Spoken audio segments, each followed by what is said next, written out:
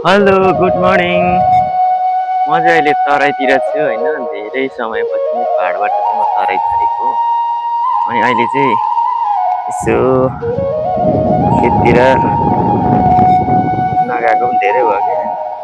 कस्तो के हो, धान रोप्ने बेला भयो कि भएन भनेर हेर्न गएको होइन।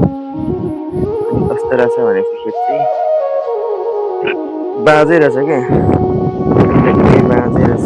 बाँझो रहेछ भनेपछि अहिले अलिक टाइम भएर आइरहेको छ कि जोत्ने बेला, नत्र खेत जोतेर चाहिँ बाँझो भन्छ नि, के अरे आली बाँझो के भन्छ, बाँझो पकाउने भन्छ नि, त्यो जोत्ने बेला भयो कि भएन भनेर हेर्न आएको, तर अलिक भएर आइरहेको छ।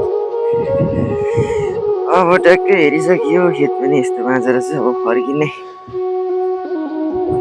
टक्क फर्किने हो। फर्केपछि अब घुम्दै जाने हो क्या, घुम्दै घुम्दै घुम्दै घुम्दै घुम्दै रहेछबाट टुक्रे टुक्रेबाट यता के अरे सुक्राबारी हुँदै लालभित्ते हुँदै खर्सानी पुग्ने हो। खर्सानी विराट चोक।